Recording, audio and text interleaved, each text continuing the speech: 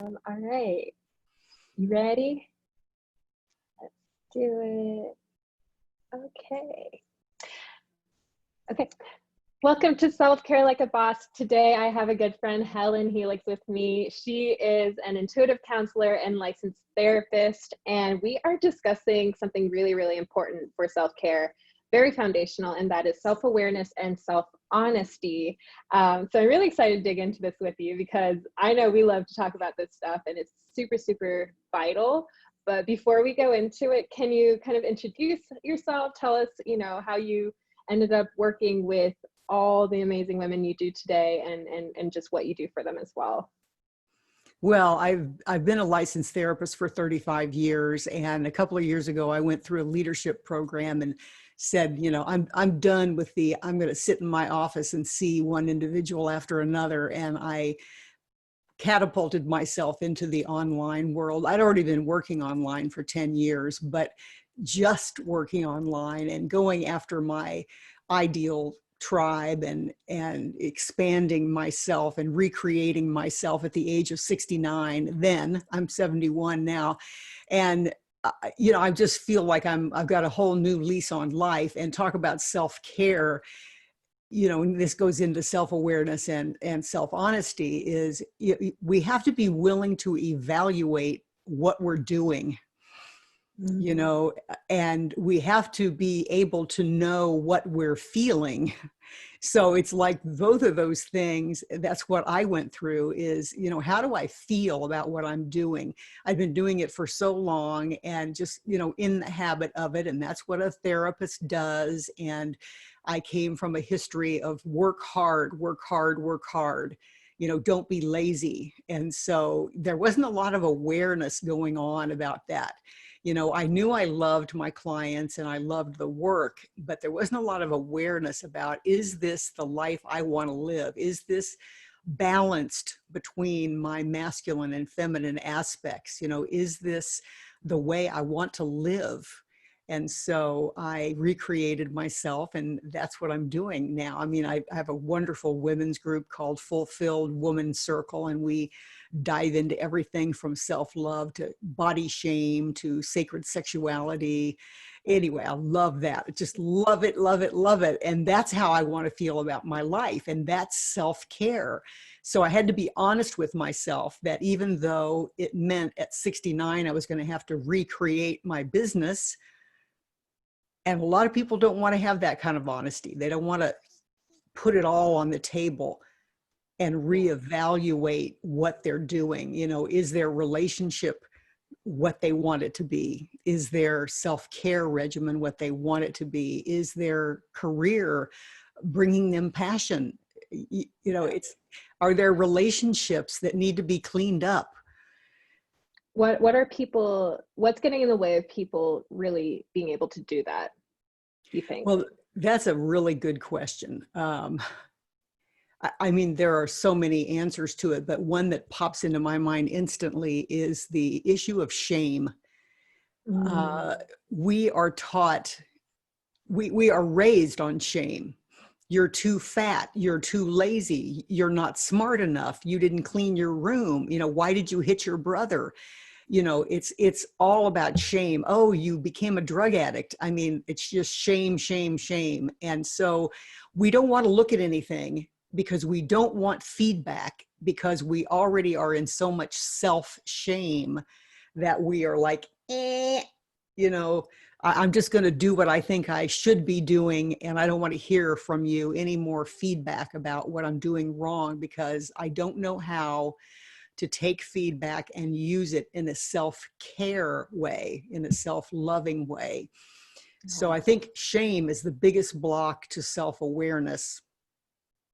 Wow. And self-awareness is what we have to, and self-honesty, so that's my first thought, is that shame blocks us from that. Oh, 100%. As you're talking about it, I'm like thinking of all the ways, yep, that was shame, actually, that was getting in my way. So true. And so we have so much to go into here. I'm really excited. I want to first, can we talk about what is self-awareness and self-honesty? Because you know, living in that life like you were talking about before, it's hard to identify at first, and we're afraid to identify is also the thing. Could you really just explain that for us so we're clear? Well, let's talk about self-awareness first. I mean, people think they know what that means. Well, I know I like spinach and I don't like broccoli, you know. Well, that's a certain level of self-awareness. But we, you know, just as we are raised on shame, we are raised on denial. And I don't know how many people that you work with who say, I don't want to talk about my past, you know, I want to just, you know, change it from here forward. And while I understand that, you know, some people get hung up and dwell on the past and never move forward. But if you don't understand the past, then you cannot be self-aware. When I was talking earlier about, you know, I came from a family, all of my grandparents were farmers in Missouri. And, you know, that is the quintessential hardworking life. It's absolutely never done. You know, you are never done with the work on a farm.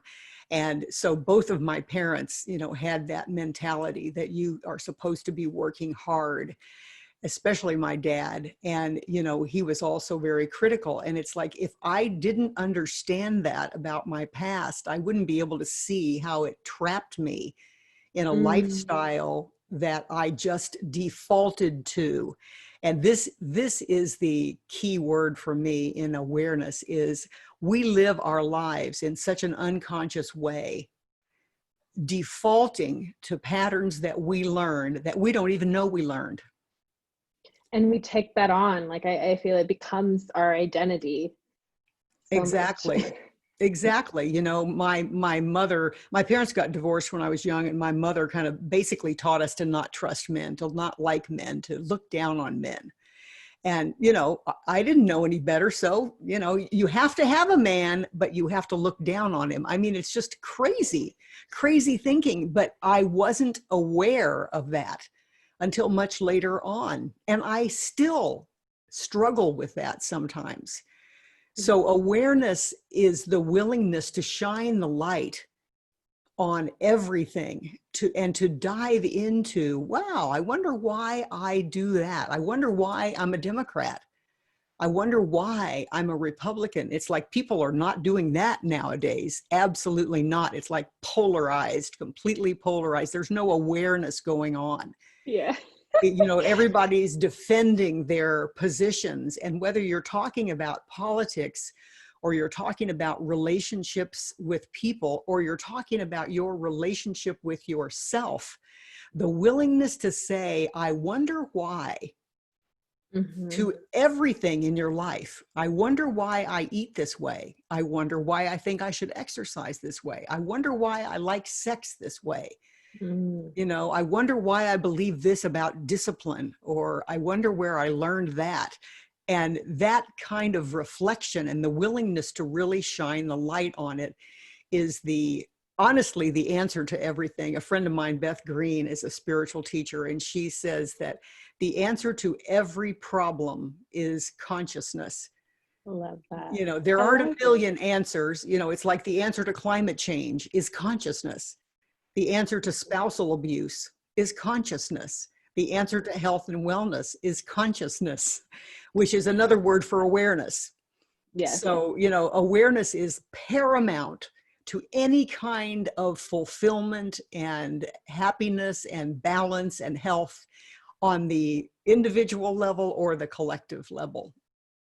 Oh man. It's like if everybody listened to this, Helen, my job would be so much easier. I know if everybody took it real quick. Yeah, if everybody took this on, you know, I always say I'd be out of business. I'd have a donut shop. Of course, it would be gluten-free and sugar-free, but Oh my gosh. anyway. I love it. So consciousness, and then, go ahead. Honesty, you asked, okay, so Yeah. what's honesty? You know, I don't know if we really need to talk too much about that. I mean, honesty is just the willingness to tell the truth to yourself, you know, and tell the truth to others, of course. You know, again, we are not taught that because we're so afraid of the truth. We're so afraid of honesty. We're afraid that it will alienate other people. Yeah. You know, one of my clients just voxered me this morning and was saying that she finally got up the nerve to ask her husband how he felt about her body. And she said she kind of knew how he felt, but she had the courage to ask him. And he said he didn't like it, that, you know, she's too big. And even though she's not a fat person at all, but she's taller than he is. And she's, you know, she's muscular and she weighs 10 more pounds than she would like to weigh, 10 more pounds only, not 80, you know, Right. 10. But, you know, it's like she didn't want to face that truth and he didn't want to tell her. Wow. But you know what? It's like now they have something to work on. So it's like, then, you know, part of our work next is why doesn't he like it? You know, what is it about it that, you know, that he doesn't like? Because, you know, he, again, we could talk about this all day. He's going on, a man is supposed to look like this. A man is supposed to be bigger and a woman is supposed to be smaller. And, you know, a man is supposed to be muscular and, you know, look very macho. And the woman is supposed to be feminine and tiny. And so it's like he knows that he's going on very superficial qualities, but that's how he was trained, as are we all. So the level of honesty in our culture is very low. Yeah. We don't want to be honest with ourselves. And we don't want to be honest with each other because we're so afraid of disrupting what we are taught is the right way to do things. And then we're going to be thrown out of the tribe. Mm-hmm. Wow. And that's just, I mean, that's just domino effect of all these other, which are symptoms really of this issue. And I'm just, as you're talking about that, I'm just thinking of the home situation where women are working now, but still, you know, that toll of having to do all the list of things that women are supposed to do is a big reason why, it's a big reason why we're having this summit to begin with, right? Like, this is why we're talking about it. So important. I have a question with self-awareness and self-honesty.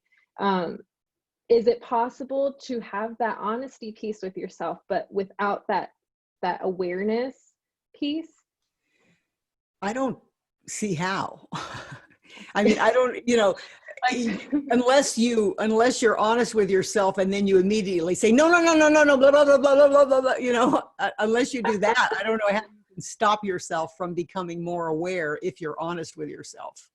I guess what I'm saying is if we can, does the awareness come first, then the honesty? Like if we're still maybe in a denial state and maybe we're on, I don't know. Yeah, maybe that doesn't really in a work way, out. we have different words for it, but in a way, they're the same thing. Okay. They're the willingness to come out of denial. Yeah. Both of them are. The willingness to come out of denial. You know, I'm an alcoholic, let's say. You know, whether I'm honest about myself that I'm an alcoholic or whether I become aware of the fact that I'm an alcoholic, you know, it's like, it's just semantics. It's like climate change. Is there a human factor or isn't there a human factor? It's like you become aware that there's a human factor and you're honest about the fact that there's a human factor. It's like, I don't think you can separate them out. Yeah.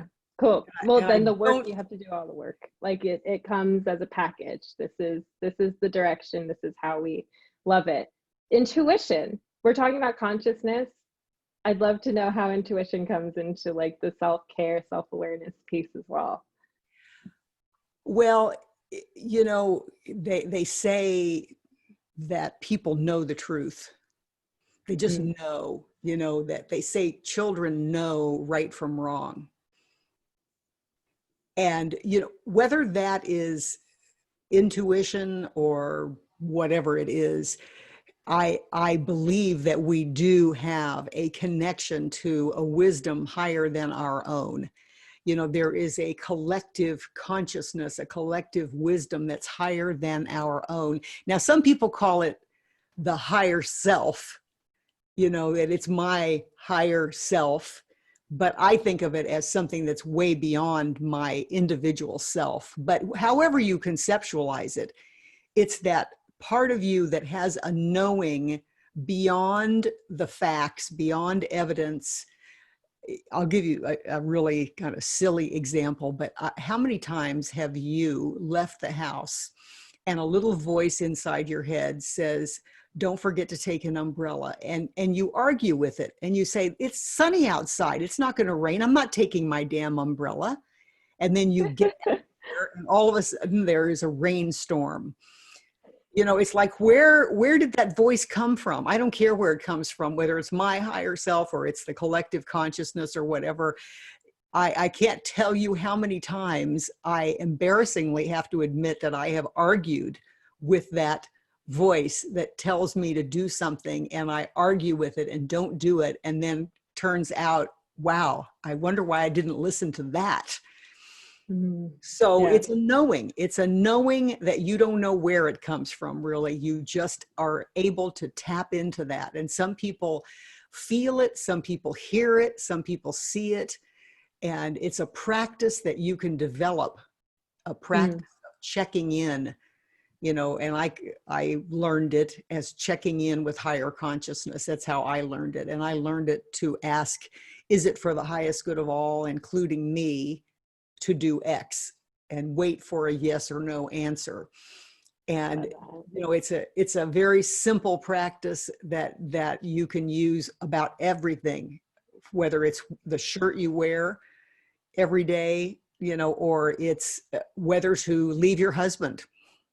Right. Yeah. I mean, so what you're saying is we can start the practice very simple with like, am I drinking another cup of coffee, or am I going to have water, and just talk to that inner knowing and see, and practice Listen. that way, go up into bigger things, and you build, because it's a lot of trust, like, you know. You know, I love the way you said that, because it triggered another thought. We are trained in a very male, masculine consciousness in our culture to think that that intellect, mental process is the answer to everything. Logic is the answer to everything. And of course it is not. And the feminine process is intuition. And we are taught not to trust our feminine aspects, but feminine intuition is a wonderful adjunct to the logical and the intellectual. And it's like, I'm not saying that you get rid of noticing that, you know, you have no income and that you should just intuit that you should become a witch and share your, you know, you know what I'm saying? Your intuition has to be grounded in reality again. We have to talk about awareness again. But your logic has to be open to interpretation and to risk taking, and not that rigid, you know, inflexible, self-protective energy. So it behooves us to develop our intuition, our feminine aspects as a guidance, and it's based on listening. You know, you were saying talking to your intuition, but it's really listening to your intuition. True. Listening, and that again is a feminine aspect, is listening, receiving information, whereas logic is take action, figure that shit out, move forward, you know, very thrusting, assertive male way of doing it. So again, not to diss either side, we need both. And so so let's just say, you know, obviously self-care like a boss, so we do have people who are fatigued here, and that can be maybe like that energetic imbalance where maybe it's too much one way or the other. And we have to really just kind of understand how this relationship between both energies should come together so that we can actually start to flourish and thrive. Is that what you're saying? Yes, that is what I'm saying, because some people are burned out from doing too much. And believe it or not, some people are burned out from doing too little. Yes. You know, they're dragged down. It's not exactly the same as burned out, I guess, but it's, you know, depleted, fatigued, unhappy, you know, from doing too little, and some from doing too much. And either way is very out of balance, you know. And again, this is where self-honesty comes in. It's like, I know someone whose their idea of life is to do basically as little as possible. And of course, then their life is not very happy. Yeah. But there's no engagement to like, exactly, there's no passion. There's no thrusting masculine energy. It's a very feminine, passive way of living. But then on the other hand, it's like my challenge has been not to be too masculine and too much action and always loving that frenetic doing energy. So either end can create a sense of fatigue and desperation, really. You mentioned rigidity, and that really just kind of caught my attention, because obviously I recognize it in my work as well. The rigidity is usually what gets them into trouble, and that's when their health starts to really, like, I realize I have to work a lot with that rigidity. How does that come about? How do we kind of just break free a little bit from that? Because it's not hard, it's not easy to always do. Well, I always recommend to dig deeper.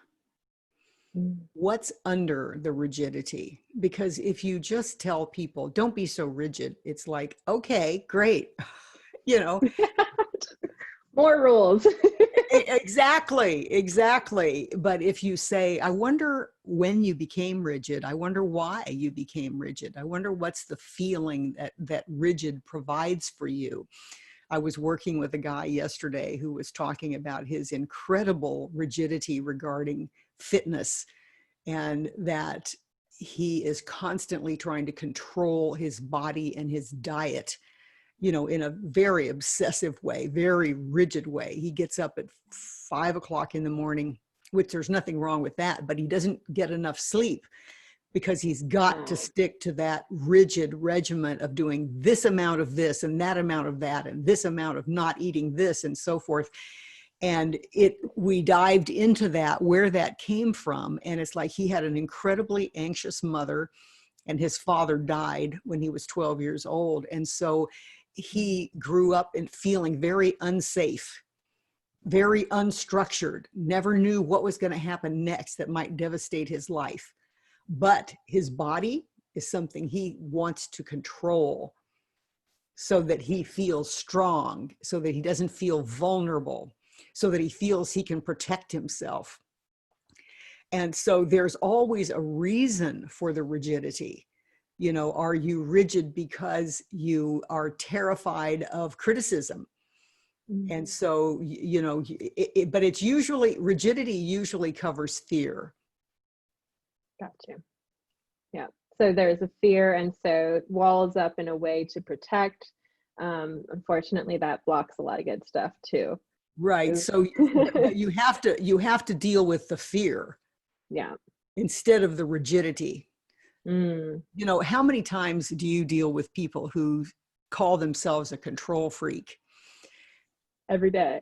Yeah, exactly. Me too. Every and day. I always say, no, you're not a control freak. You're anxious.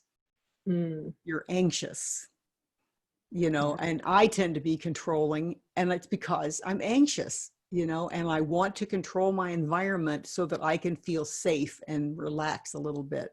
Of course, it doesn't work, but if you try to deal, you're so controlling, and then the person just tries to repress the controlling, then nothing good happens from that. You have to deal with the anxiety and develop some healthy ways of managing that anxiety and healing that anxiety or the fear that's under rigidity. Yeah. And that having to have done some of that work myself, like that really needs, I don't know if it needs for everybody, but it helped me to really have someone walk me through that, walk along with me.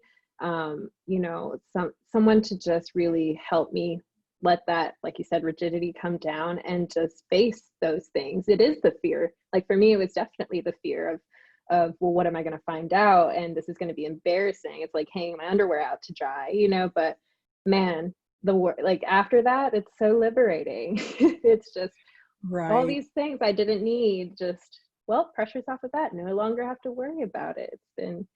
It's People don't believe it. You know, people don't believe that there's any way out of it, really. And that's the sad thing, is that, you know, we've become a whole nation, a whole world of people who feel pretty hopeless of ever getting out of the trap of being afraid.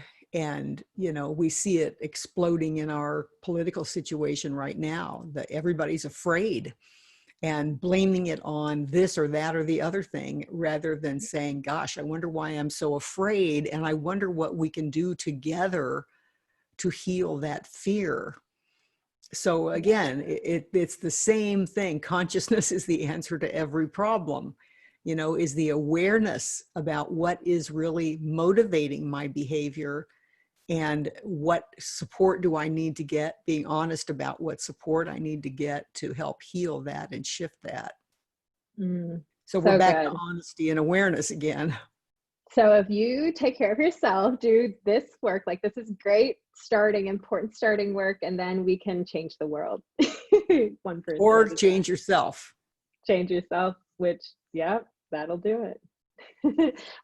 Okay, so I know you're going to gift us a sacred sex workbook. Could you explain what we could use that for?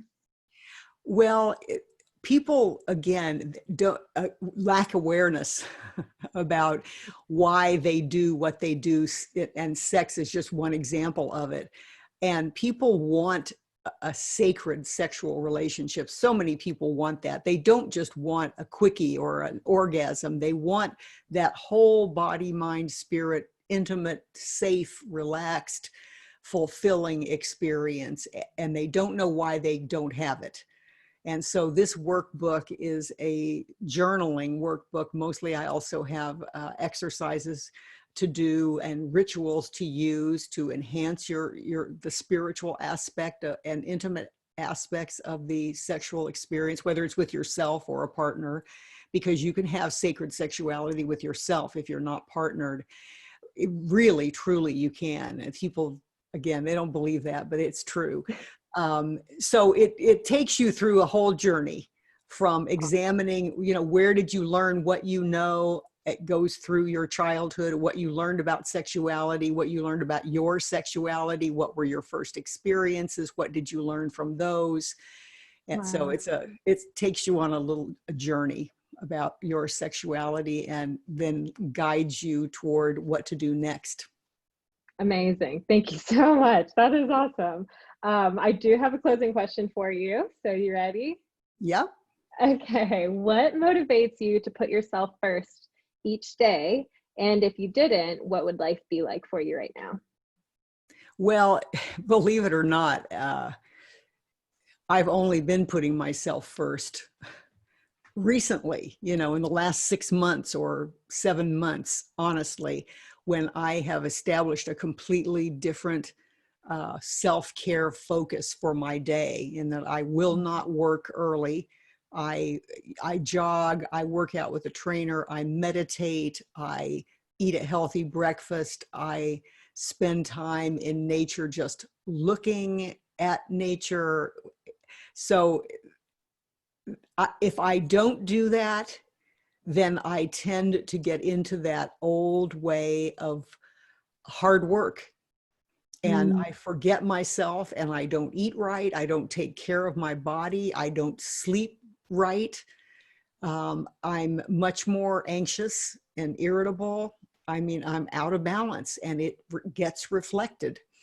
I get frenetic. You know, I get disconnected from Helen and from the universe and from my intuition. And nobody wins. We need you. We need you to keep doing what you're doing. I love it. I love what you do. Thank you so much for coming on and just sharing your heart with us. This is so important.